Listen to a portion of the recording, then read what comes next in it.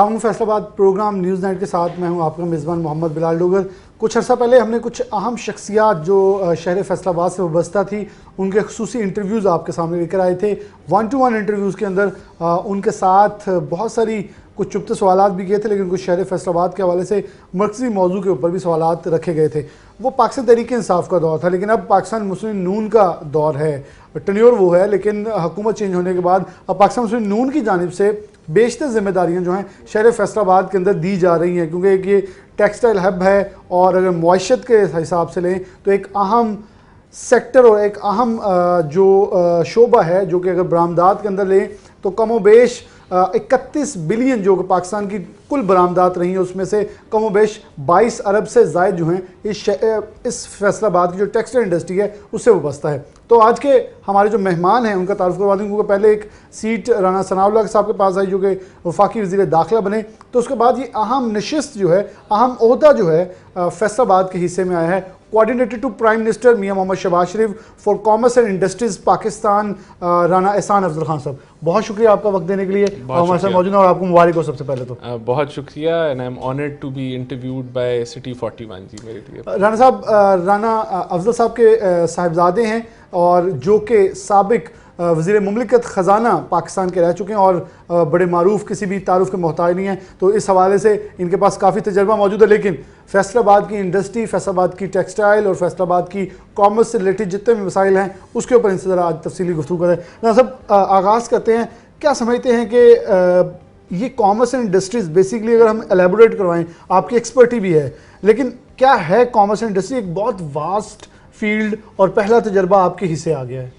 बिल्कुल जी, it is an honour कि party ने मुझे ट्रस्ट किया है ज़िम्मेदारी के लिए, और मैं समझता हूँ कि ये बैकबोन है किसी भी इकॉनमी की। देखें, कॉमर्स इंडस्ट्रीज़ एंड प्रोडक्शंस होते हैं जब उसका बेसिकली जो फॉर्मेट है, जो जितनी भी मैन्युफैक्चरिंग है, चाहे वो एसएमई सेक्टर की हो, लार्ज स्केल मैन्युफैक्चरिंग की हो, और फिर वो प्रोडक्शन और मैन्युफैक्चरिंग जो है इंडस्ट्रीज़ और प्रोडक्शन के ज़िम्मे है, और कॉमर्स जो है उसकी ट्रेड को कहा जाता है कि फिर आगे आप उसको किस तरह सप्लाई चेन और मार्केट और फिर रिटेल सेक्टर के अंदर जब आप उसको ले आते हैं, तो दैट इज़ कॉमर्स।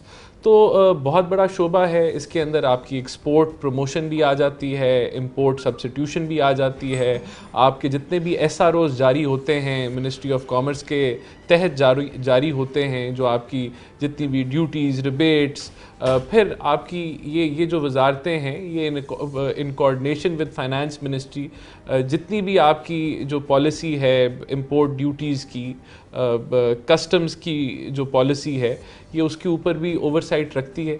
तो बहुत बड़ी ज़िम्मेदारी है, ये बैकबोन है इकॉनमी को ड्राइव करने के लिए। और इसी तरह बोर्ड ऑफ इन्वेस्टमेंट जो है उसका भी जो है वो मुझे एक कोऑर्डिनेटर हूँ मैं। तो वो बेसिकली ये जो जॉब है, ये इसका जो मकसद है वो ये है कि इंटर मिनिस्टीरियल जो कोऑर्डिनेशन है उसको मजबूत करना, और जो पीएम ऑफिस की जो सपोर्ट है इन इंडस्ट्रीज़ को, क्योंकि बहुत सारी चीज़ें होती हैं जो फेडरल गवर्नमेंट का जो स्ट्रक्चर है वो ये है कि वहाँ जो वजारतें हैं वो इंडिपेंडेंटली काम करती हैं और एक बाइंडिंग फोर्स नहीं होती, जिस तरह आपके पास चीफ सेक्रेटरी होता है पंजाब का, और वो सारी चीज़ों को, वो सारे सेक्रेटरीज़ को जो है वो कंट्रोल करता है और मैनेज करता है। यहाँ काफ़ी हद तक जो वजारतें हैं वो इंडिपेंडेंटली अपनी पॉलिसी मेकिंग करती हैं। तो उसके अंदर कोऑर्डिनेशन लेके आना, फिर पीएम ऑफिस की जो है एक ओवरसाइट इन वजारतों के ऊपर रखना, बॉटलनेक्स को दूर करना, तो ये बेसिकली जो है इस जो टाइटल मुझे मिला है ये उसका मकसद है। और मैं आई एम लुकिंग फॉरवर्ड कि एक ज़िम्मेदारी ये देने की वजह ये भी है कि फैसलाबाद जो है वो टेक्सटाइल का हब है, और आपने जिस तरह अपने इंट्रो में भी बताया कि 19-20 अरब डॉलर की जो एक्सपोर्ट हुई है वो टेक्सटाइल सेक्टर ने की है। तो एक्सपोर्ट प्रमोशन, जिस तरह अभी रिसेंटली वज़ीर आज़म का कौम से ख़िताब था, उन्होंने जो जिस चीज़ को आइडेंटिफाई किया, 3 मेन चीज़ों को, उसमें ज़राअत थी, एक्सपोर्ट प्रमोशन थी और आईटी सेक्टर के ऊपर उन्होंने फोकस किया। तो एक्सपोर्ट प्रमोशन, जाहिर सी बात है, यही हमारा सबसे बड़ा चैलेंज है, क्योंकि जो आपका ट्रेड इम्बैलेंस है वो बहुत ज़्यादा बढ़ चुका है।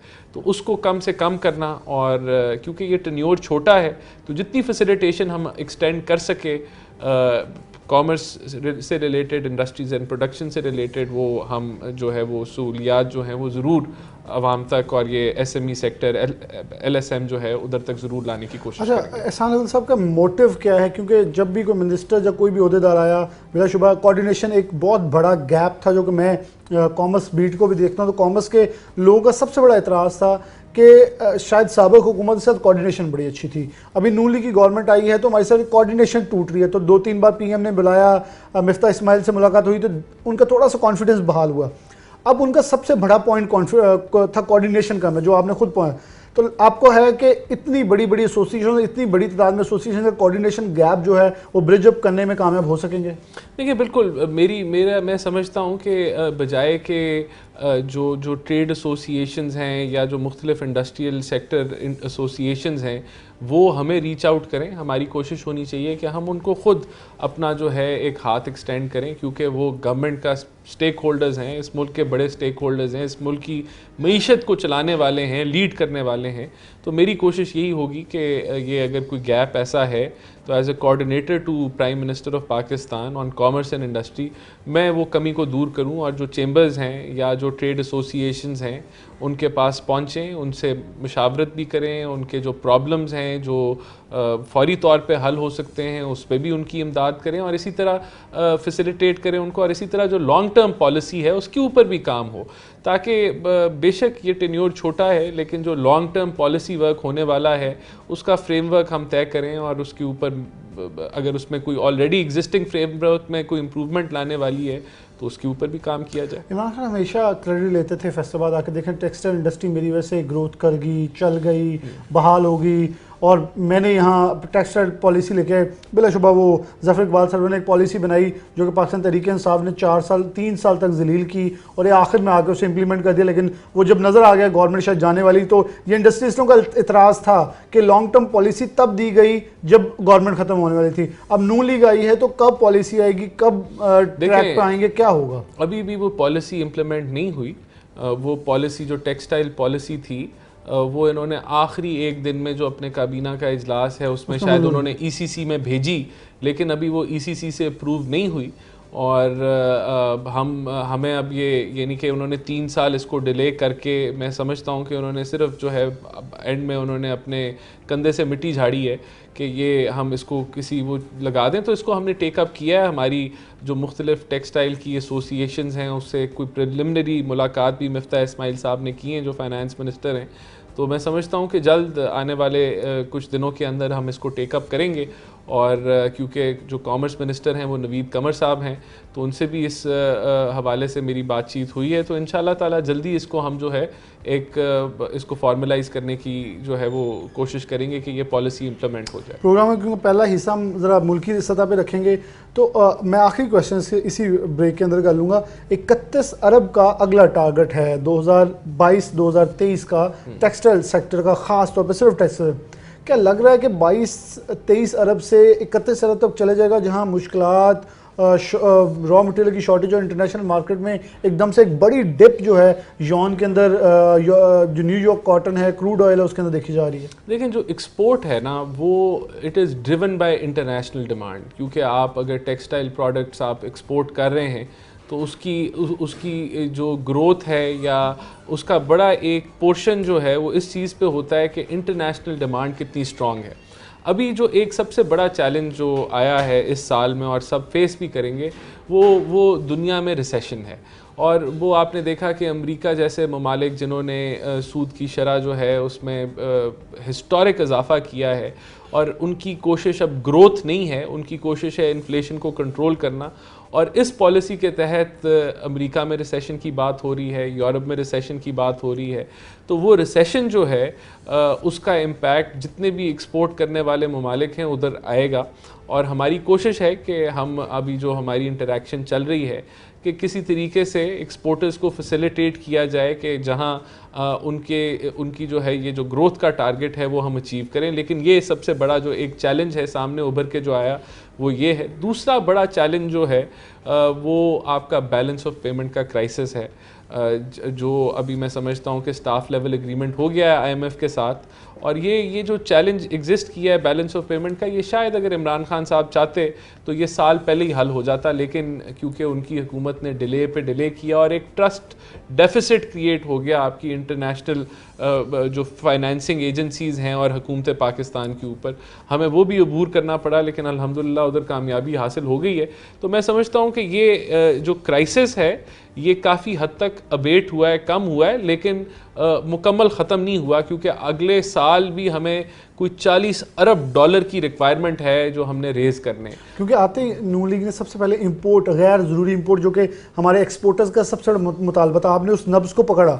नून लीग ने पकड़ के कहा कि गैर ज़रूरी इंपोर्ट बंद की जाए, लेकिन फिर भी अगर देखें हमने रिकॉर्ड 31 बिलियन डॉलर की एक्सपोर्ट्स की, लेकिन उसके मुकाबले में अगर बरामदात देखें ट्रेड डेफिसिट बहुत बढ़ चुका है। हम दुनिया के अंदर रिकॉर्ड इस वक्त बरामदात कर रहे हैं। देखिए आपने सही आइडेंटिफाई किया बिलाल, 28% आपकी एक्सपोर्ट्स बढ़ी हैं, जो कि एक अच्छा इजाफा है, लेकिन जब आप उसको इंपोर्ट की नज़र से देखते हैं तो 52% आपकी इंपोर्ट्स बढ़ी हैं, यानी कि पाकिस्तान की तारीख का सबसे बड़ा ट्रेड डेफिसिट इस मुल्क ने देखा। और जो करंट अकाउंट डेफिसिट है वो भी बड़ा आपका जो है वो 16-17 अरब के करीब जो है वो हुआ है, जो कि बहुत बड़ा है। तो ये बहुत आपको अभी देखें श्रीलंका की एग्जांपल आपके सामने है कि एक मुल्क जिसके करंट अकाउंट डेफिसिट्स जमा हो के और वो अपनी डेट सर्विसिंग नहीं कर सके, वो कोलैप्स कर गया। और उनके राजा पक्सा जो थे उन्होंने IMF से बातचीत करने से गुरेज किया, या बड़ा लेट वो गए, डिले किए, तो उसके नतीजे में जो है वो आज फिर उनको IMF पे जाना पड़ा है, लेकिन मुल्क जो है वो तबाह हो चुका है। तो मैं समझता हूँ कि ये चैलेंज जो है सबसे बड़ा चैलेंज है। अगले 1-2 माह जो हैं हमारे ऊपर एक स्ट्रेसफुल टाइम है आपके बैलेंस ऑफ पेमेंट पे, इस चीज़ के बावजूद कि IMF के साथ हो गई है स्टाफ लेवल एग्रीमेंट, लेकिन मैं समझता हूँ ये 1-2 माह जब हमारे से ये प्रेशर उतरता है तो इंशाल्लाह ताला हम एक बेहतर पोजीशन में पाकिस्तान आ जाएगा, और जो रिक्वायरमेंट जो है वो टेक्सटाइल सेक्टर की हो या बाकी बड़ी इंडस्ट्री की हो या SME की हो, तो हम थोड़ा सा इन सेक्टर्स में रिलीफ दे सकेंगे। एक ब्रेक की तरफ बढ़ेंगे। ब्रेक के बाद शहर फैसलाबाद के हवाले से खासतौर पर टेक्सटाइल, क्योंकि कॉमर्स इंडस्ट्रीज़ है, तो फैसलाबाद इंडस्ट्रियल जोन और थोड़ी सी बातें, फैसलाबाद इंडस्ट्री पावरलूम सेक्टर बहरान में है, प्रोसेसिंग बहरान में, उसके ऊपर बात होगी। ब्रेक, दोबारा हाजिर होते हैं।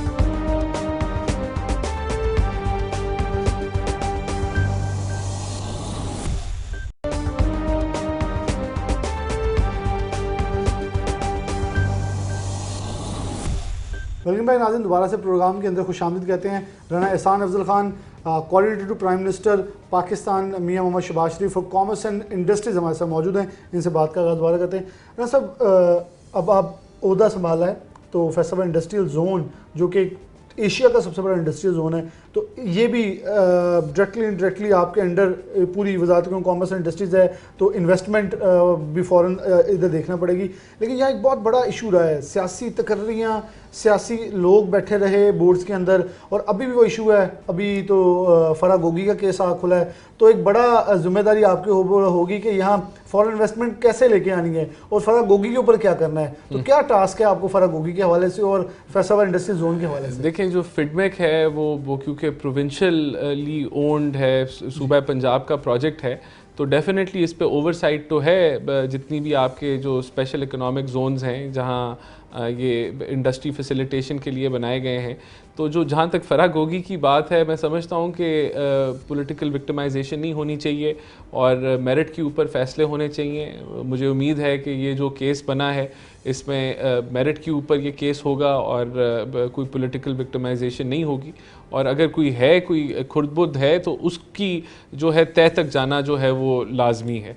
जहाँ तक आपकी ये बात है सरमायाकारी की, तो इस वक्त मैंने जिस तरह आपको पहले कहा कि दुनिया एक रिसेशन में जा रही है, तो हमें पाकिस्तान को जो है वो एक इन्वेस्टमेंट फ्रेंडली मुल्क बनाने के लिए बड़े चैलेंजेस हैं, और इन्वेस्टमेंट अट्रैक्ट करने के लिए हमें जो है वो फैसिलिटेशन भी करनी है, हमने लॉज में भी तरमीम करनी है। जहाँ गवर्नमेंट्स जो हैं वो चाहती हैं कि इन्वेस्टमेंट हो पाकिस्तान में, तो वहाँ हमारे पेपरा रूल्स आ जाते हैं या बिडिंग प्रोसेस आ जाता है, तो वो उससे कतराती हैं। तो वहाँ जो है हमें लॉज को बेहतर करना है ताकि गवर्नमेंट टू गवर्नमेंट इन्वेस्टमेंट जो है वो मुमकिन हो, तो उससे स्पीड अप हो सकता है ये प्रोसेस। जहाँ तक फिडमेक की बात है, मैं समझता हूँ कि ऑलरेडी वो एक जो है वो इंडस्ट्रियलाइजेशन के फेज़ से गुज़र रहा है, और जिस तरह की भी उनको सपोर्ट मेरे ज़रिए चाहिए होगी मैं एक्सटेंड करूँगा। मेरा इरादा है कि मैं उसको विज़िट भी करूँ, उसके जो इश्यूज़ हैं, बॉटलनेक्स हैं, उनको भी क्लियर करूँ।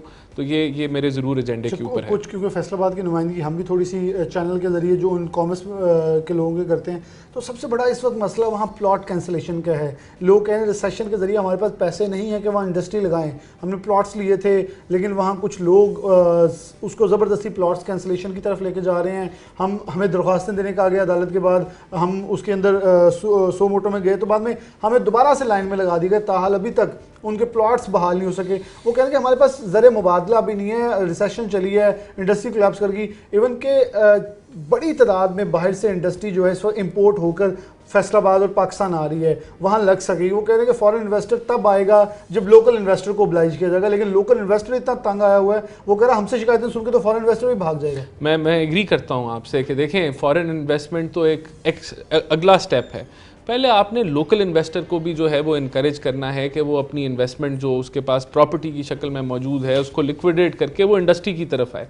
तो ये बड़ा चैलेंज है। जहाँ तक आपने प्लॉट कैंसिलेशन की बात की, मैं समझता हूँ कि ये गलत इकदाम था। अगर कोरोना के दौरान लोगों के फाइनेंशियल सूरत हाल टफ थी तो हमें उनको ज़रूर मौका देना चाहिए। इसका तरीक़ाकार बड़ा सिंपल है कि आप उनको 1 साल का विंडो और दे दें, जिसके अंदर अगर कोई रिक्वायरमेंट्स हैं वो आप उनसे पूरी करवा लें। अगर उस एक चांस के बाद कोई फेल होता है तो आप ज़रूर उसका प्लॉट कैंसिल कराएं, लेकिन मैं समझता हूँ उनको मौका मिलना चाहिए। इसके ऊपर भी मैं नोटिस लूँगा और मैं जितनी फैसिलिटेशन एक्सटेंड कर सका इस मामले में मैं ज़रूर करूँगा। जैसे पावर लूम्स सेक्टर फैसलाबाद का बड़ा बहरान के अंदर है, कमोवेश बड़ी तादाद में पावर लूम्स शटडाउन के जा चुकी हैं क्योंकि उनके पहले एक यूनिट था वो सस्ता मिलता था।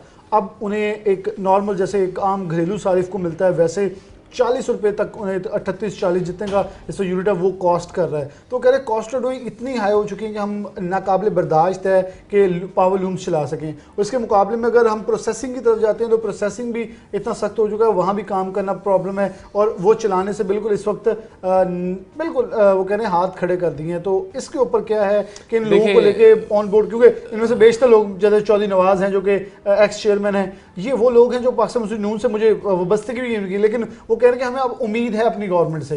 तो इनके साथ क्योंकि हमेशा उनका एक सिर्फ सवाल है कि हमें टेबल टॉक के ऊपर लाया ही नहीं गया।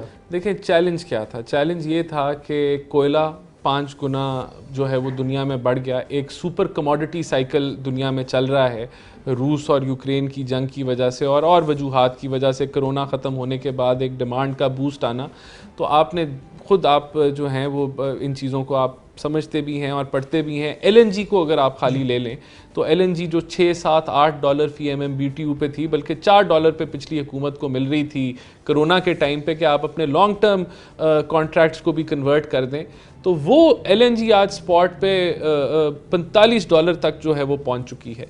तो ये एक ऐसी जो राइज़ है, जो सुपर कमोडिटी साइकिल है, जो पहले कभी नहीं देखा गया, बल्कि लोग 1980 के बाद कहते हैं इस तरह का जो है वो आया। इसी तरह जो क्रूड ऑयल है उसमें आपने देखा जो PTI हुकूमत को पहले साल 50 डॉलर एवरेज में मिला, फिर 40 कोरोना में, फिर 70 डॉलर पे मिला, आज वो 100 डॉलर से ऑन एवरेज ऊपर जा रहा है। यानी कि इस पूरे साल के अंदर अगर ये चंद महीनों की अगर एवरेज निकालें तो इन वजूहात की वजह से कीमतें आपको बढ़ानी पड़ी, क्योंकि जो बैलेंस ऑफ पेमेंट का क्राइसिस था, आप एक कोलैप्स की तरफ जा रहे थे। तो उसको करेक्ट करने के लिए, बाहर से डॉलर्स को की अरेंजमेंट करने के लिए आपको ये सब कुछ करेक्शंस लानी पड़ी कि आपने अपने खसारे कम करने। लेकिन ये आपकी बात ठीक है कि लूम सेक्टर जो है इस इंक्रीज़ इन इनपुट कॉस्ट की वजह से जो है वो सफ़र कर रहा है। हमें इस चीज़ का अंदाज़ा है। मेरी कोशिश होगी कि हम इनके साथ बैठें, मिफ्ता साहब भी, मिनिस्ट्री ऑफ फाइनेंस भी बैठे, मिनिस्ट्री ऑफ कॉमर्स भी बैठे, जहाँ तक हम फैसिलिटेट उनको कर सके वो करना चाहिए, उनको सपोर्ट भी देनी चाहिए, ताकि कम से कम चलती इंडस्ट्री बंद ना हो। हमें चलती इंडस्ट्री को बंद होने से रोकना है, बल्कि हमें तो नई इंडस्ट्री को दावत देना है कि वो भी आएँ। तो ये इनसे बातचीत चलेगी, इनकी हम जो मसाइल हैं उनको हम हल करने की भी कोशिश करेंगे, लेकिन ये एक सीरियस मसला है और मैं एग्री करता हूँ इस पर फौरी तौर पे एक्शन की ज़रूरत है। क्योंकि आपने कहा कि SME की थोड़ी जिक्र किया, तो इस पे एक क्वेश्चन मेरे पास मौजूद है, मैं आपके सामने रख देता हूँ कि अमूमन हर गवर्नमेंट का या जो लोग ओहदों पे आते हैं उनका इंटरेस्ट या एलएसएम का रजू ज़्यादा होता है, उनकी रसाई ज़्यादा होती है, एसएमई ग्रोथ के अंदर लगा रहता है, अपनी फैक्ट्री तक, घर तक और अपना आमदन बनाने में या अपनी सर्कल चलाने में। एलएसएम ज़रा फ्री होता है, बड़ी इंडस्ट्री होती है, ऑटो पे लगी होती है, वो वजारतों तक रसाई भी कर लेता है, अपने मसाइल बताता है। एसएमई आपकी तरजीह होगी? जहां हम देखें फैसलाबाद के अंदर लूम सेक्टर एक बहुत बड़ा सेक्टर है, एम्ब्रॉयडरी सेक्टर एक बहुत बड़ा सेक्टर है जिसे कॉटेज इंडस्ट्री के तौर पर हम इस्तेमाल कर सकते हैं। सोप इंडस्ट्री जो कि मुकम्मल तौर पर इस पर बंदिश के ऊपर जा चुकी है, वो एक हमारी कॉटेज इंडस्ट्री के तौर पर मशहूर थी। तो क्या इन इंडस्ट्रीज़ को हम बरामदात की तरफ, क्योंकि हमारा साबुन एक्सपोर्ट हो रहा था अफगानिस्तान और अगली मिडल ईस्ट स्टेट्स में जो कि मुकम्मल तौर पर बंद हो चुका है, हमारी रुई एक्सपोर्ट हो रही थी लेकिन वो एलएसएम कर रहे हैं, छोटे नहीं कर पा रहे। हमारे अगर हम लूम में जाएं तो वो भी एक्सपोर्टर से हटकर लोकल तक महदूद रह गए। तो क्या समझ रहे कि आप, जैसे आपने इंटरप्रेन्योर की बात की, इंटरप्रेन्योर्स तो हमेशा एसएमई में से आते हैं, तो एसएमई को तो ऑब्लाइज करें कि इंटरप्रेन्योर आएंगे। बिलाल, एसएमई सेक्टर के बगैर कोई मईशत आगे नहीं बढ़ती। और मैंने देखा है कि पाकिस्तान की तारीख में अगर मराहत मिले हैं तो वो लार्ज स्केल को ही मिले हैं, उनको भी मिलने चाहिए हैं। लेकिन एसएमई सेक्टर जब तक नहीं उभर के सामने आएगा, फ्रंट लाइन के ऊपर नहीं आएगा, मुल्क तरक्की नहीं करते। और आप देखें कि जितनी भी इंटरप्राइजेज़ हैं पाकिस्तान में, इंटरप्राइजेज़ का मतलब है कि जितने भी अदारे हैं, चाहे वो प्राइवेट लिमिटेड हों, प्रोप्राइटरशिप्स हों, छोटे मोटे ट्रेडर्स हों, उसमें से 90% आपकी जो है, बल्कि 90 भी मैं कह रहा हूँ 95% जो है वो एसएमई से ताल्लुक़ रखते हैं। तो अगर वहाँ ग्रोथ हम देखेंगे तो आपकी एम्प्लॉयमेंट जनरेट होगी और यही जो है वो सोल्यूशन रहेगा। देखें, मेरी कोशिश होगी कि मैं इनको सपोर्ट करूं और एसएमई सपोर्टिव पॉलिसीज़ आएँ जिस हद तक मैं कर सका, क्योंकि मेरा काम भी कोऑर्डिनेशन का है। तो इस पॉइंट ऑफ व्यू को मैं हाईलाइट करूंगा और इनको अगर जो है वो इजी फाइनेंसिंग हो वो देनी चाहिए। लेकिन मैं यहाँ फिर रिपीट करूँगा कि ये अनहोनी हालात हैं इस वक्त दुनिया में जो चल रहे हैं और आपके मुल्क में चल रहे हैं माशी तौर पे, लेकिन उसके बावजूद एसएमई सेक्टर को जो है वो सपोर्ट मिलनी चाहिए है और मेरा ये मैं इनको पूरा प्रमोट करूँगा। क्योंकि स्टेट बैंक ऑफ पाकिस्तान की तरफ से एक आई चीज़ सामने इस वक्त मौजूद है कि 1 करोड़ के करीब ये कोलेटरल फ्री कर्जे ले सकते हैं जो एसएमईज़ हैं, लेकिन वहाँ आके वो कहते हैं कि हम कहीं महरूम रह जाते हैं। कुछ एलएसएम अपने रजिस्टर करवा के वाइफ्स को डायरेक्टर के तौर पर फिर वहाँ से ओब्लाइज कर जाते हैं। हम बेचारे को कहते, क्योंकि एसएमई हमारे ज़्यादातर अनपढ़ लोग हैं जो उन्होंने शुरू किया और वो कामयाब हो गए और फिर वहाँ से वो सर्कल घुमाते हैं। देखें, ये आपने हकीकत के ऊपर पिन पॉइंट किया है कि जो 600 अरब का जो टर्फ आया, जो सैलरी के ऊपर जो फाइनेंसिंग मिली, जो कामयाब जवान के प्रोग्राम थे, जो ये आप कह रहे हैं कोलैटरल फ्री जो प्रोग्राम्स थे, अगर आप इनकी तहकीक करेंगे और ऑडिट होना चाहिए इनका, तो आप देखेंगे कि जिन लोगों के लिए ये प्रोग्राम बनाए गए उनको नहीं मिले।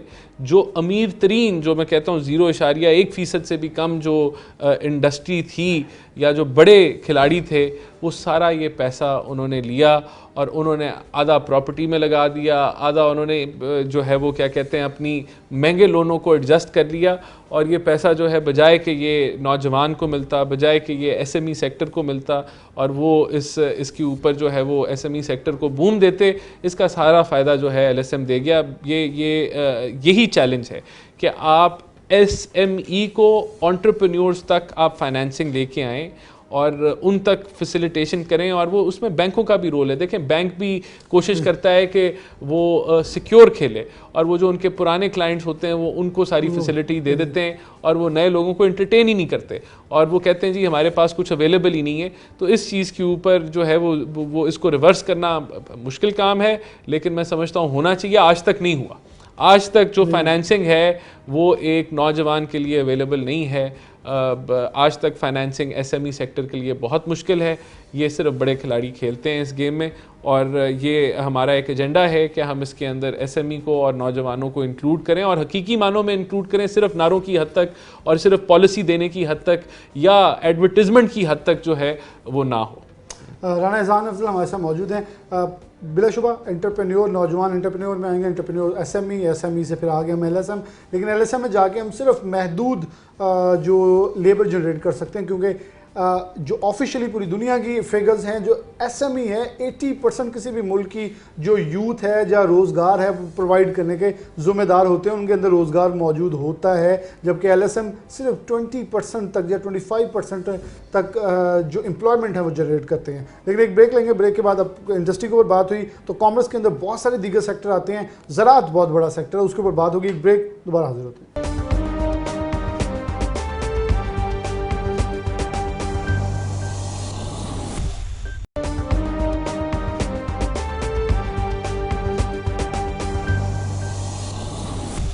वेलकम बैक नाज़रीन, दोबारा से प्रोग्राम के अंदर खुशामदीद कहते हैं। राना एहसान अफजल हमारे साथ मौजूद हैं, इनसे बात का सिलसिला दोबारा शुरू करते हैं।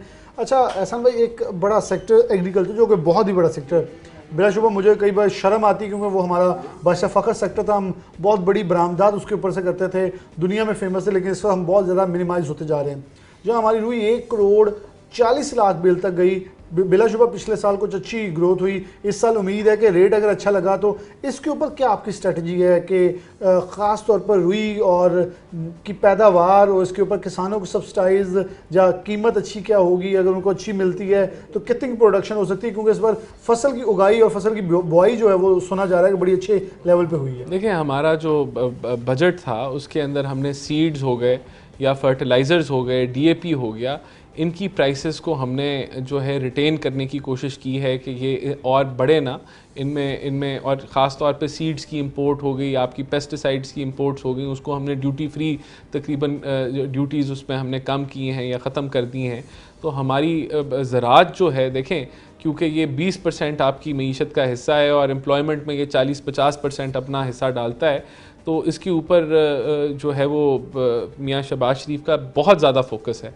बल्कि ज़राअत की इंशाल्लाह ताला जल्द आप एक इस पे बड़ा पैकेज देखेंगे, क्योंकि हमारी कोशिश है कि हम ज़राअत में भी एक्सपोर्ट ओरिएंटेड इंडस्ट्री के लिए कोई रास्ता निकालें कि आपकी एक्सपोर्ट हो और फिर उसमें जो है वैल्यू एडिशन भी जिस हद तक ज़राअत में हो सकती है वो हो, पैकेजिंग की हद तक कि आप फिनिश्ड प्रोडक्ट जो है अपना पैक करके दें। अब इसमें आपको भी तजुर्बा है कि हमारी बेशतर चीज़ें बैरून मुल्क में भारत के नाम से दुबई में जाके बिक रही हैं। ये खुद दुबई के एक्सपोर्टर कहते हैं, यहाँ फैसलाबाद के अंदर जो सऊदी अरब के लोग आए, एक डेलीगेशन आया जो कि मियां मोहम्मद शहबाज शरीफ ने उनको खुद वेलकम किया। मैं उनकी बात सुना तो उन्होंने बड़े कैटेगोरिकली एक चीज़ कही कि आपकी प्रोडक्ट्स हमें सऊदी अरब में भारत के नाम से मिल रही हैं, आप हमें डायरेक्ट क्यों नहीं बेचते, या दुबई से आपकी प्रोडक्ट्स हमें मिल रही हैं, आपकी चीज़ आती है पैक होकर हमारे पास आती है, आप हमसे डायरेक्ट लें, हमें डायरेक्ट दें। देखें, ये बहुत बड़ा नुकसान है, आपकी एक्सपोर्ट आप लूज़ कर रहे हैं, डॉलर्स जो बड़े हमें अब जिसकी शॉर्टेज है वो लूज़ कर रहे हैं, और उसका फ़ायदा जो है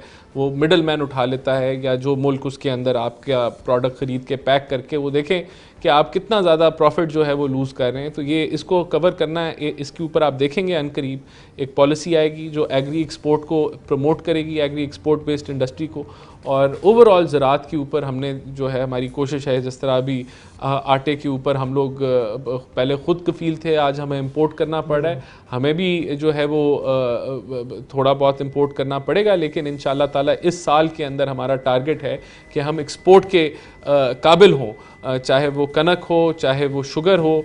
जहाँ तक कॉटन की बात है, आपने सही फरमाया कि जहाँ तकरीबन 14 मिलियन बेल्स की प्रोडक्शन आपने जो है जहाँ तक आप पहुँच गए थे, वहाँ से आप 5-6 मिलियन तक भी गिर गए, और ये तबाहकुन है पाकिस्तान के लिए, जो जहाँ आपकी कॉटन जो है आज हमें इंपोर्ट करनी पड़ती है, और इस जितने हाई लेवल्स पे करनी पड़ रही है, तो इसको इंसेंटिवाइज़ करने का भी जो है वो सिलसिला जारी है।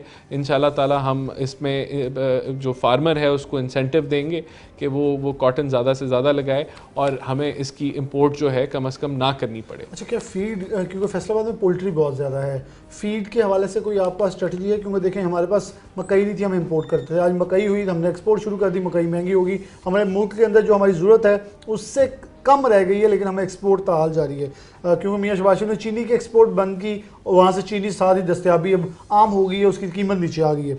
लेकिन सोयाबीन हमारे मुल्क में हम खुद कफ़ील नहीं हो, बाहर से इंपोर्ट हो रही है। अगर उसके अंदर लोगों ने, बल्कि फार्मर्स कहने का, अगर उससे पर पैदावार की जाए तो एक अच्छी पैदावार जो है वो सोयाबीन की जा सकती है। लेकिन इसके साथ पोल्ट्री फीड्स के अंदर होशरबा इजाफा, जो बैग 1400-1200 का था आज 5000 से ऊपर जा चुका है। तो पोल्ट्री जो चिकन की प्राइस है वो वही मौजूद हैं। वो फार्मर भी ढूंढ गया कि हमारी पूरी पोल्ट्री इंडस्ट्री इस वक्त, हमने खुद देखा जाकर विजिट करके, कि इस वक्त कोलैप्स के ऊपर है और हम उस इंडस्ट्री को खुद गवा रहे हैं जहां लाहौर से हमारी अब अंडे की एक्सपोर्ट शुरू हुई है। तो हम चिकन एक्सपोर्ट भी तो कर सकते हैं, मिडिल ईस्ट पूरा मांग रहा है। हम अगर उधर को जाएँ तो हमारे पास सेक्शंस मौजूद हैं, जैसे आपने पहले कहा एक्सपोर्ट ओरिएंटेड इंडस्ट्री मौजूद है, लेकिन वहाँ से हम पीछे आ रहे हैं आगे जाने के बजाय। आपने सही फरमाया कि ख़ास तौर पे ये जो आपने सोयाबीन की बात की या सनफ्लावर की बात की या पाम ऑयल की बात की, जो खुर्दनी तेल है वो उसका बेशतर हिस्सा 80% मेरे नॉलेज के मुताबिक आप इंपोर्ट करते हैं। तो ये आपका जो कीमती जो डॉलर्स हैं वो आप लूज़ करते हैं। इसके ऊपर एहसन इकबाल साहब ने भी एक लॉन्ग टर्म पॉलिसी बनाई है जो 4 साल 5 साल की पॉलिसी है, और उन्होंने इसको अनाउंस भी किया है कि हमारा टारगेट है कि हम इसको कम से कम जो है हर साल जो है वो 10% से इसके अंदर कमी लेके आएँ, इंपोर्ट में कमी लेके आएँ, और 4 साल तक हम कोशिश करें 5 ईयर पीरियड में कि हम खुद कफ़ील हो जाएं। देखिए ये चीज़ें मुमकिन हैं, ये सब कुछ मुमकिन है। जहाँ तक आपने पोल्ट्री की बात की, अभी मेरी कोशिश होगी कि मैं पोल्ट्री एसोसिएशन से भी जो है वो रब्ता करूं और उनके मसाइल को समझूं, और फिर जिस हद तक उसको मैं प्रमोट कर सकता हूं या उनके इश्यूज़ को रिज़ॉल्व कर सकता हूं मैं ज़रूर करूंगा।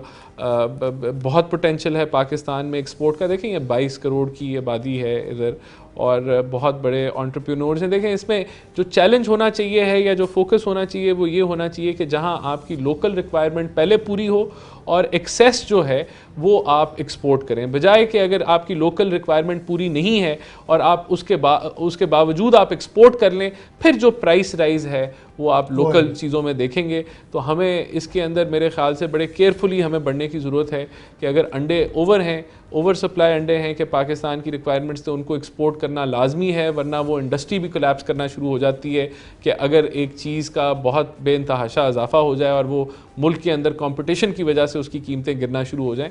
तो एक्सपोर्ट जो है, जब आप किसी भी इंडस्ट्री, चाहे वो पोल्ट्री हो, आपके एग्स हों, जब वो एक्सपोर्ट करना शुरू कर देती है तो उस इंडस्ट्री का सर्वाइवल भी गारंटी हो जाता है, उसके मार्जिन भी गारंटी हो जाते हैं, और आपकी जो एक्सेस जो चीज़ होती है वो आपकी बाहर बिक जाती है, जो आपको जो है डॉलर्स की शॉर्टेज को दूर करती है। लेकिन इसको फिर रेगुलेट करना ज़रूरी है कि लोकल प्राइसेस पे उसका असर ना पड़े। अच्छा, हमारे मुल्क में एक सबसे बड़ा अनफॉर्चुनेट एक किस्सा रहा है कि जो यूनिवर्सिटीज़ हैं जो कि इसकी स्टडीज़ करवा रहे हैं कॉमर्स इंडस्ट्रीज़ की, उनका और प्रैक्टिकल फील्ड का, जो प्रैक्टिकल इंस्टीट्यूशंस का गैप कभी भी ब्रिज नहीं हो सका। बातें हुई हैं, कॉन्फ्रेंसेज हुई हैं, सब कुछ हुआ है, लेकिन वो गैप नहीं मेंटेन। एक बच्चों के पहले एक मियां नवाज शरीफ के दौर में आया था कि इनको फी एकड़ 10 एकड़, हमारे पास बहुत बड़ी ज़रखेज़ ज़मीनें पड़ी हैं सरकार की, अगर 10-10 एकड़ के ब्लॉक्स दे दिए जाएँ तो हमारे नौजवान बड़े पोटेंशियल के अंदर मौजूद हैं। गरीब किसानों के बच्चे भी पढ़ के हैं, लेकिन अनफॉर्चुनेट ये है किसान का बच्चा किसान नहीं बनना चाहता। वो चाहता नहीं उस मिट्टी के अंदर मैं अपने आप को पसीना और पसीने शराबूर करके यहाँ से कुछ उगाऊँ। लेकिन इसको कितना ज़रूरी है, क्योंकि मेरे ख्याल में अगर मुस्तकबिल देखें करीब, तो भारत देख लें, बांग्लादेश देख लें, उन्होंने तरक्की सिर्फ तब की है जब उनकी यूथ उसके अंदर गिरी है, पसीना खून, उन्हें खून पसीना किया है। हमारी यूथ वहाँ से निकल नहीं रही, और वो शायद चाह रहे हैं कि हम यूनिवर्सिटी से निकलेंगे तो कोई पैंट कोट और टाई वाली जॉब मिलेगी, उसके अलावा दूसरी तो करनी नहीं है। बिलाल, मेरे ख्याल से आपने सारे आज बहुत ही अहम सब्जेक्ट्स के ऊपर जो है वो टच किया है। ये भी मैं समझता हूँ अहम तरीन एक शॉर्टफॉल है या गैप है जिसको आपने आइडेंटिफाई किया है। देखें यूनिवर्सिटीज़ जो होती हैं वो रिसर्च एंड डेवलपमेंट की हब होती हैं, बल्कि उनकी कोलैबोरेशन इंडस्ट्री या सर्विस सेक्टर या आपकी ये जो कह लें कि एग्रीकल्चर है, उनका एक ऐसा मजबूत कनेक्शन होता है कि जो प्राइवेट सेक्टर एंटिटीज़ होती हैं वो ना खाली रिसर्च को फंड करती हैं, बल्कि वहाँ से एक कांस्टेंट बैक एंड फोर्थ एक सिलसिला चल रहा होता है जो कि एग्जिस्ट ही नहीं करता पाकिस्तान में। आपके पास फैसलाबाद में एग्रीकल्चर यूनिवर्सिटी है जो बहुत बड़ा थिंक टैंक है, लेकिन कितनी कोऑर्डिनेशन इनकी इंडस्ट्री इनके साथ करती है या इनकी रिसर्च को इम्प्लीमेंट करती है। तो ये जो गैप है, मैं समझता हूँ कि किसी भी हुकूमत के लिए चैलेंज है, हमारे लिए भी चैलेंज है कि हम इस गैप को जितना जो है वो इसमें कमी लेके आएँ। और मेरे ख़्याल से ये आपने मेरे लिए भी ये टारगेट होगा कि इसके ऊपर जितना मैं काम कर सका वो मैं करूँगा। लेकिन ये जो आपने ये जो चीज़ आइडेंटिफाई की है ये अट मोस्ट इम्पॉर्टेंट है कि कि यूनिवर्सिटी और इंडस्ट्री का जो प्रैक्टिकल कोलैबोरेशन है, जो R&D का कोलैबोरेशन है, यही वजह बनती है तरक्की की। तो मैं समझता हूँ इसमें बहुत स्पेस है काम करने की और बड़ी बड़ी गैप है। और अगर हमारी भी पिछली हुकूमतें थीं तो उसमें भी जो है वो उतनी तेज़ी से इस शोबे पे काम नहीं हुआ, ये होना चाहिए। और बिल्कुल ये मेरे एजेंडे का भी हिस्सा होगा। आपका शुक्रिया कि आपने इसको आइडेंटिफाई किया। बहुत शुक्रिया। राना एहसान अफजल खान साहब हमारे साथ मौजूद थे। बेशुबा मैंने आखिरी इंटरव्यू जो राना अफजल साहब का किया था, मुझे ऐसे लगा कि मैं अभी भी राना अफजल खान साहब का इंटरव्यू कर रहा हूँ, क्योंकि जो करेज और ख़ास तौर पर जो पॉइंट्स के अंदर, ये नहीं क्योंकि हम बहुत सारे पॉलिटिकल लीडर्स का इंटरव्यू करते हैं तो उनमें ये होता है देखिए जी मेरी जमात यहाँ ठीक है, गलती नहीं है, लेकिन यहाँ ये नहीं नज़र आता हमेशा इस फैमिली के अंदर बाप के बाद बेटे के अंदर ये चीज़ है कि ये चीज़ हमारी तरफ से गलती है, हमें इसे ठीक करके आगे चलना है। एक रोड मैप माइंड के अंदर है, क्योंकि मकसद ये था कि अभी ये कोऑर्डिनेटर जो हैं मुंतखब नॉमिनेट हुए हैं तो हम चेक कर लेंगे इनके पास किस हद तक विजन है। तो मेरे ख्याल में जो सेक्टर्स हमारे पास क्वेश्चन मौजूद है जिनसे हमने रब्ता करके उनके मसाइल सामने रखे, वो एक फहरिस्त सामने रखी, तो उसके ऊपर एक प्रॉपर प्लान मौजूद है। मैं तो दुआ यही करूँगा इस प्लान के मुताबिक हम चलें, हमारा मुल्क तरक्की करे, क्योंकि बहुत इस वक्त ज़रूरत है मौशी बहरान को तोड़ते हुए, जब पूरी दुनिया इस वक्त फाइनेंशियल क्रंच के अंदर जा चुकी है, हमें भी इस क्रंच का, हम तो पहले अंडर डेवलप्ड कंट्री, हमें ज़्यादा इसका सामना करना पड़ेगा, हमें इसके अंदर ज़्यादा जोर लगा के निकलना होगा। और अगर कुछ मुश्किलात के बाद आसानी आ जाए तो मेरे ख्याल में वो मुश्किलें तो भूल जाएंगी और मुल्क जो है वो तरक्की के ट्रैक पे आ जाए। इसी के साथ प्रोग्राम न्यूज़ नेट से जा दीजिए। अल्लाह हाफ़िज़।